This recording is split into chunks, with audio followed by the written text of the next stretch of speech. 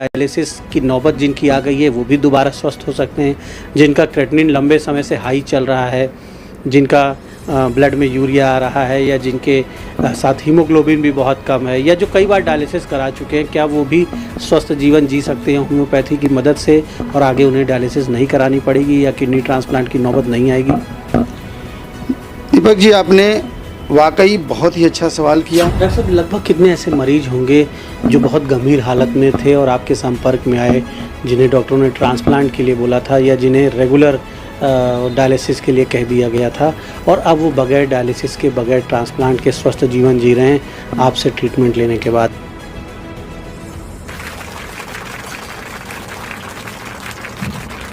हमारे साथ डॉक्टर शशि भूषण तिवारी हैं, जिन्हें लोग कल्याण जी भी कहते हैं। डॉक्टर शशि भूषण तिवारी का परिचय ये है कि आप Limca book of world records में सम्मानित स्थान हासिल कर चुके हैं, क्योंकि किडनी के गंभीर मरीजों को, हज़ारों किडनी रोगियों को आपके ट्रीटमेंट से राहत मिली है। होम्योपैथी के ट्रीटमेंट को इन्होंने किडनी के मरीज़ों पर उसका बेहतर प्रयोग किया है और उसकी वजह से हज़ारों किडनी के मरीज जो गंभीर रूप से परेशान थे, बड़े बड़े अस्पतालों के चक्कर लगा चुके थे, जिनकी कई बार डायलिसिस हो चुकी थी, उन्हें भी आराम मिला है, वो स्वस्थ जीवन जी रहे हैं। डॉक्टर तिवारी, आपका स्वागत है द इंडियन ओपिनियन में। और हम जानना चाहेंगे कि होम्योपैथी को लेकर एक भ्रम है कि स्लो एक्टिविटी होती है, इसमें बहुत धीरे से असर करती है, लंबा इलाज करना पड़ता है, और जो क्रॉनिक डिजीज़ हैं, किडनी की बीमारी है, शुगर के जो पेशेंट्स हैं, बीपी के जो पेशेंट्स हैं, उनमें आप किस तरह से इसे सफल होता देख रहे हैं? सबसे पहले आपको अपने कल्याणम परिवार में बहुत बहुत स्वागत, वंदन और अभिनंदन है। आपने बहुत ही अच्छा सवाल उठाया है कि लोगों के दिमाग में ये भ्रम है कि होम्योपैथी चिकित्सा पद्धति बहुत स्लो काम करती है और ये गंभीर बीमारियों को जल्दी ठीक नहीं करती है और इसमें बहुत परहेज़ है, ये सबको फ़ायदा नहीं करती। इस तरह के लोगों के दिमाग में भ्रांतियाँ चली आ रही है। लेकिन मैं आपको कहना चाहूँगा कि according to law of homeopathy, to rapid, to gentle, permanent and dynamic, this is the principle of homeopathy, so there is no question of slow action. दूसरी बात रही कि 2025 में भी इतनी सारी टेक्नोलॉजी के साथ पानी पीने लायक फिल्टर नहीं होता, पर एक बार इस कार्बन फॉसेट वाटर फिल्टर को परहेज़ की, तो देखिए परहेज़ की बात हम सिर्फ और यही कहेंगे कि नाच न जाने आंगन टेढ़। अगर होम्योपैथी कहती क्या है कि अगर आपको दवा का सही सिलेक्शन हो गया, आपने सही से दवा को सिलेक्ट कर लिया, तो ये क्वेश्चन नहीं बनता है कि दवा मतलब धीरे काम करेगी, या आप ये कह सकते हैं कि टू रैपिड, यानी इससे तेज़ काम करने वाली कोई दवा नहीं है। हाँ, ये बात ज़रूर है कि according to law of homeopathy अगर वो दवा पेशेंट के अकॉर्डिंग मिलेगी तब। एलोपैथी में जैसे ग्रुप बना हुआ है कि पेन किलर है, एंटी पायरेटिक दवा है, एंटी इन्फ्लामेटरी दवा है, तो कहीं भी सूजन हुआ आपने एंटी इन्फ्लामेटरी दवा दी थी तो थोड़ा काम कर गया। लेकिन हमारे यहाँ जब तक इंडिकेटेड मेडिसिन, यानी कि जब तक वो रेमेडी नहीं बनेगी, जब तक इंडिकेटेड नहीं होगी, तब तक काम नहीं करेगी।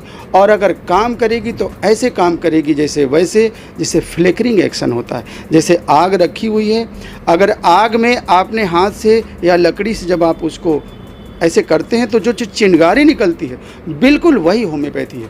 कभी कभी आप देखे होंगे कि लोग कहते हैं अरे डॉक्टर साहब आपने क्या दवा दिया, बिल्कुल जादू हो गया। तो सचमुच में वो जादू अगर आपके अंदर क्वालिटी है तो हर पेशेंट के साथ कर सकते हैं। डॉक्टर साहब, आपको लिम्का बुक के प्रतिष्ठित संस्करण में स्थान मिला। हम सबसे पहले जानना चाहेंगे कि किडनी के जो मरीज़ हैं, किडनी के क्षेत्र में आपकी विशेषज्ञता है और आज नेफ्रोलॉजी का दायरा बढ़ता जा रहा है, पेशेंट्स की संख्या बढ़ती जा रही है, सारे बड़े अस्पतालों में मरीज़ भरे पड़े हैं और हालत ये है कि अब सरकार को हर जिला स्तर पर डायलिसिस यूनिट बनानी पड़ रही है, क्योंकि डायलिसिस की इतनी ज़्यादा ज़रूरत पड़ रही है। डायलिसिस एक महंगी प्रक्रिया है, उसमें ब्लड की भी ज़रूरत पड़ती है, एक जटिल प्रक्रिया है। होम्योपैथी में किस तरह से आप किडनी के मरीजों को स्वस्थ करते हैं? क्या वो लोग जो डायलिसिस की नौबत जिनकी आ गई है वो भी दोबारा स्वस्थ हो सकते हैं, जिनका क्रेटिनिन लंबे समय से हाई चल रहा है, जिनका ब्लड में यूरिया आ रहा है या जिनके साथ हीमोग्लोबिन भी बहुत कम है या जो कई बार डायलिसिस करा चुके हैं, क्या वो भी स्वस्थ जीवन जी सकते हैं होम्योपैथी की मदद से और आगे उन्हें डायलिसिस नहीं करानी पड़ेगी या किडनी ट्रांसप्लांट की नौबत नहीं आएगी? दीपक जी, आपने वाकई बहुत ही अच्छा सवाल किया। सबसे पहले हम किडनी के मरीजों को इस बात के लिए आश्वस्त करना चाहेंगे कि अगर आपकी किडनी में समस्या आ गई हो, आपकी डायलिसिस की स्थिति बन रही है, एलोपैथी में डॉक्टरों द्वारा ये कहा जा रहा है कि आपको डायलिसिस करानी ही पड़ेगी। निश्चित रूप से आपको थोड़े से धैर्य की ज़रूरत है। और मैं इसलिए इस बात को कह रहा हूँ कि हम ऐसे अपने से कुछ भी नहीं कर रहे हैं। हम अपने प्रमाणों के आधार पे, अपने कार्यों के आधार पे जो हमें रिजल्ट मिला है, मैं उसी को आपके सामने प्रस्तुत करना चाहूँगा। According to law of homeopathy there is nothing impossible in homeopathy. इस तहत हम जब काम करने लगे, पेशेंट आता है, अगर उसकी किडनी में 1-2% भी अगर उसकी पॉसिबिलिटी है, दवा दब दी जाती है, तो ऐसा लगता है कि धीरे धीरे उसको मतलब फ़ायदा होने लगा। और देखिए, इस तरह की बातें जब पेशेंटों को कही जाती है, ख़ास तौर से जो पेशेंट आकर के हम लोगों को फीडबैक देते हैं कि डॉक्टर साहब हमें बताया गया कि एक बार किडनी आपकी अगर ख़राब हो गई तो ये रिवर्स नहीं करेगी, या तो आप डायलिसिस कराओ या तो किडनी का ट्रांसप्लांट कराओ। ये पेशेंट ज़रूर हम लोगों को कहता है। हम उसे समझाते हैं कि भाई देखिए, ऐसी कोई बात नहीं है। आप जैसे हज़ारों मरीज़ आज हमारे साथ जुड़े हैं और वो सामान्य जीवन जी रहे हैं। मैं भी कोशिश करता हूं और मैं ईश्वर की आज बड़ा मंगल है, बजरंगबली की कृपा समझूंगा कि पेशेंट हमारे ऊपर विश्वास करता है। और आपको भाई साहब मैं बताऊं कि आज हज़ारों मरीज़ों का मेरे पास लिस्ट है, उनके प्रमाण के साथ, उनका मोबाइल नंबर, उनका एड्रेस, पता सब है, जिन्हें हम जो है प्रमाण के साथ समाज को दे सकते हैं। हमारी हर साल कल्याणम पत्रिका, ये मेरी कल्याणम पत्रिका है जो आप लोगों के जनहित में मैं 11,000 लोगों तक हर साल प्रति साल मतलब निःशुल्क बांटता भी हूँ। इसमें मेरा पूरा साल भर का डिटेल है कि कितने पेशेंटों को मैं ठीक किया, उसका मोबाइल नंबर, उसकी पूरी डिटेल मैं आपको दे भी सकता हूँ। बाकी मेरा खुद का यूट्यूब चैनल है जिस पर मैं अगर कोई भी इंटरव्यू होता है तो मैं पहले पेशेंट का नंबर ज़रूर देता हूँ कि पहले पेशेंट से बात करिए। और देखिए, इस बात को कहना, मैं चूँकि एक प्रायोगिक आदमी हूँ, विज्ञान में संभावनाएं बहुत है।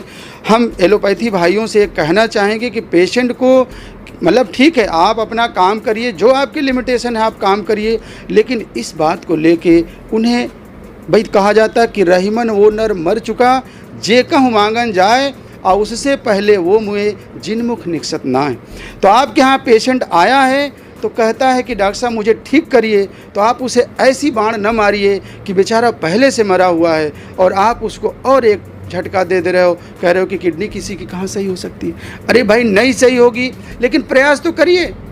प्रयास करने से कभी कभी असंभव चीज़ें भी संभव हो जाती है। और मैं दीपक जी उसी असंभव चीज़ों को आज समाज के सामने ला करके, शुरू में मुझे बहुत ज़्यादा लोगों ने मेरी मतलब भर्त्सना भी की, लेकिन आज जो मेरे प्रमाणों के साथ मैं प्रस्तुति देता हूँ तो लोग कहते हैं नहीं भाई डॉक्टर साहब काम अच्छा है, वहाँ जाके लोग दिखाते हैं। और आज आपको मैं बताऊं कि दुनिया, देश विदेश से, हर जगह से मुझसे जुड़े हुए लोग, मैं आप लोगों की सेवा कर रहा हूं।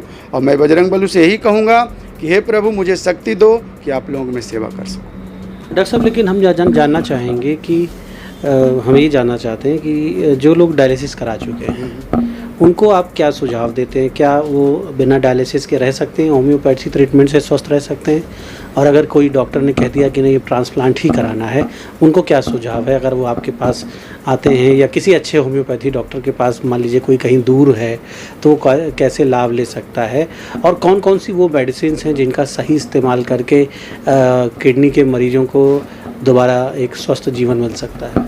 देखिए, सबसे महत्वपूर्ण चीज़ क्या है कि management is part of treatment.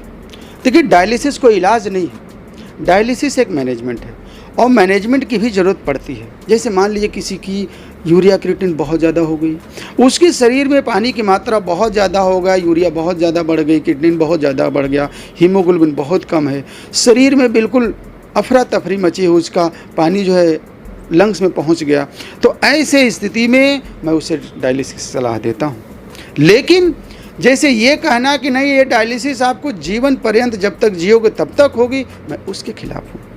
हाँ, ज़रूरत पड़ी बीच बीच में डायलिसिस हो सकती है, लेकिन हम कोशिश ये करते हैं कि नेचुरल तरीके से जो नेफ्रॉन डैमेज हो गए हैं उसको हम जो है पुनः रीजनरेट करके और धीरे धीरे करके हम उसे एक सामान्य जीवन दे सकते हैं। और होम्योपैथी जैसा कि अकॉर्डिंग टू नेचर लॉ हमारी जो मेडिसिन वर्क करती है, धीरे धीरे पेशेंट के अंदर नेचर लॉ जब लग जाता है तो उसकी किडनी सामान्य हो जाती है। ऐसे आज हज़ारों एग्जाम्पल हैं जिनकी दवाएं मैं आज 10 साल पहले 15 साल पहले किया, साल 6 महीने दवा चली और आज पेशेंट आके मिलता है कि डॉक्टर साहब आपने जब से दवा की मैं बिल्कुल फिट हुआ, मुझे कोई दिक्कत नहीं हुई।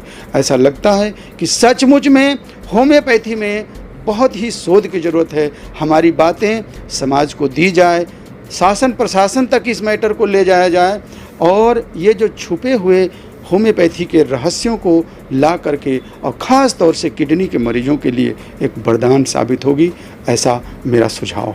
डॉक्टर साहब, लगभग कितने ऐसे मरीज होंगे जो बहुत गंभीर हालत में थे और आपके संपर्क में आए, जिन्हें डॉक्टरों ने ट्रांसप्लांट के लिए बोला था या जिन्हें रेगुलर डायलिसिस के लिए कह दिया गया था और अब वो बगैर डायलिसिस के, बगैर ट्रांसप्लांट के स्वस्थ जीवन जी रहे हैं आपसे ट्रीटमेंट लेने के बाद? ऐसे लगभग कितने होंगे? अभी देखिए, हम हर साल अपना डाटा खुद से अपने आप से मैं कंपटीशन करता हूँ।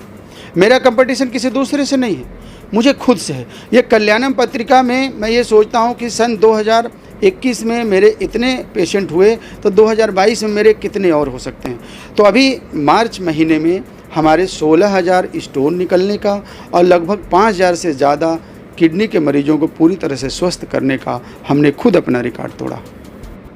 क्या आप भी गाना गाते हैं, लेकिन गाना गाते समय जब भी हाई नोट्स आता है उसको आप सही तरीके से हिट नहीं? और आज लगभग 5,000 से ज़्यादा ऐसे मरीज हैं जिनको जो है मतलब किसी की डायलिसिस हो रही थी और किसी की किडनी मान लीजिए 16-17 तक पहुंच गई, वो भी आज एक पे सामान्य जीवन जी रहे हैं। और जब उनकी जांच कराई जाती तो सब नॉर्मल रिपोर्ट आता। अब ऐसे अभी भी इस समय भी पता नहीं हज़ारों मरीज जुड़े होंगे जिनको दवा चल रही है और बिल्कुल सामान्य रूप से अपना जीवन जी रहे हैं। डॉक्टर साहब, डॉक्टर तिवारी, निसंदेह कई क्षेत्रों में अच्छी उपलब्धियां आपने हासिल की हैं। जो लॉन्ग टर्म डायबिटीज़ है, पुराना डायबिटीज़ जिसको कहते हैं, मान लीजिए किसी को 20 साल से है, 25 साल से, 30 साल से है, और जो लोग 50 प्लस हैं या 60 प्लस हैं, वृद्धावस्था की ओर बढ़ रहे हैं या वृद्ध हो गए हैं, उनकी बड़ी दुर्दशा हो जाती है लॉन्ग टर्म डायबिटीज़ में। हड्डियाँ कमज़ोर हो गई, आँखें कमज़ोर हो गई, स्किन प्रॉब्लम हो गई, न्यूरोपैथी, नेफ्रोपैथी। डायबिटीज़ को माना जाता है कि शरीर में दीमक लग गया, इस तरह भी लोग कहते हैं। तो ऐसे मरीजों के लिए आप होम्योपैथी से क्या आश्वासन देते हैं? क्या ऐसे मरीज भी सुखी स्वस्थ जीवन जी सकते हैं? बिना इंसुलिन के शुगर कंट्रोल उनका हो सकता है, उनकी हड्डियों में मजबूती आ सकती है, उनके जॉइंट्स में मजबूती आ सकती है, उनका डाइजेस्टिव सिस्टम जो डायबिटीज़ में ख़राब हो जाता है, पाचन तंत्र पूरा ध्वस्त हो जाता है, क्या वो फिर से स्वस्थ हो सकते हैं? पाचन तंत्र भी उनका स्वस्थ हो सकता है?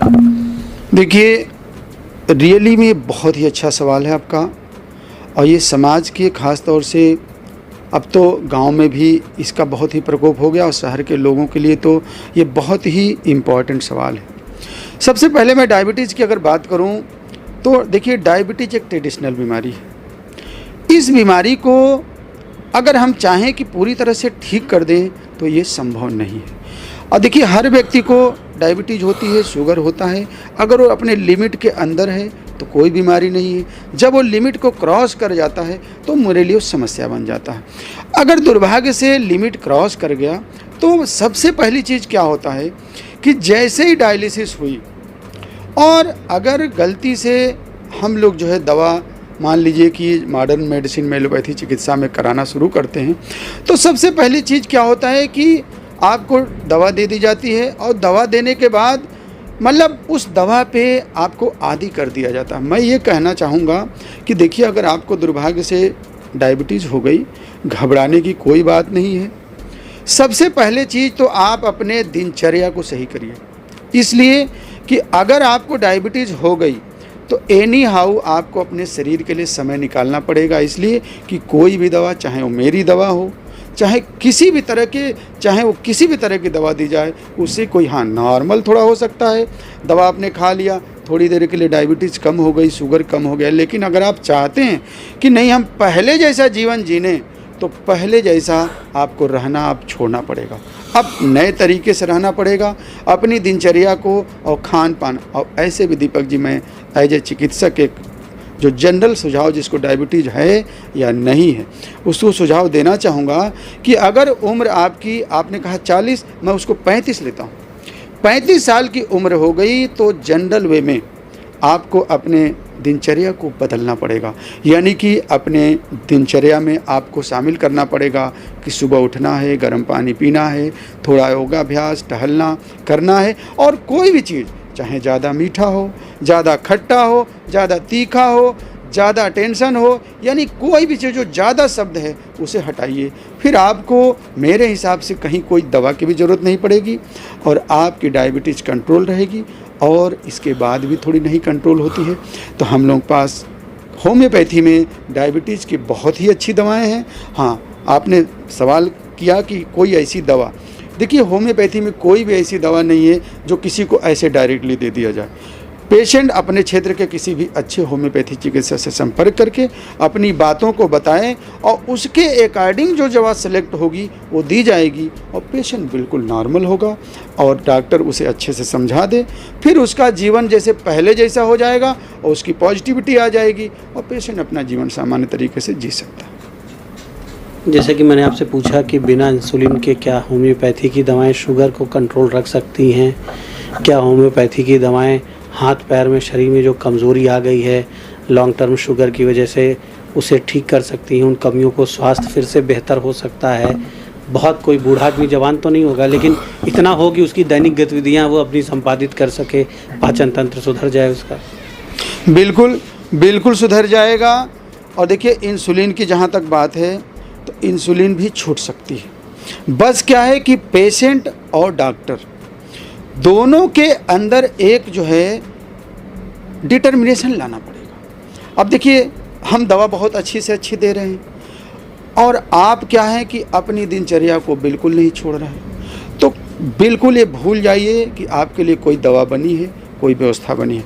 मैं कड़वे रूप से कह रहा हूँ, ये कड़वा सत्य है कि आपको अगर डायबिटीज़ हो गई, चाहे इंसुलिन लग रहा है, तो आपको अपने कॉन्फिडेंस को मजबूत रखना पड़ेगा और अपने खान पान, रहन सहन में परिवर्तन ला करके और इन दवाओं का हेल्प ले करके आपकी डायबिटीज़ छूट जाए। हमारे पास किडनी के बहुत मरीज आते हैं जिनको सबसे पहली चीज़ क्या होता है कि शुगर पहले दिखता है, इंसुलिन पर पेशेंट है।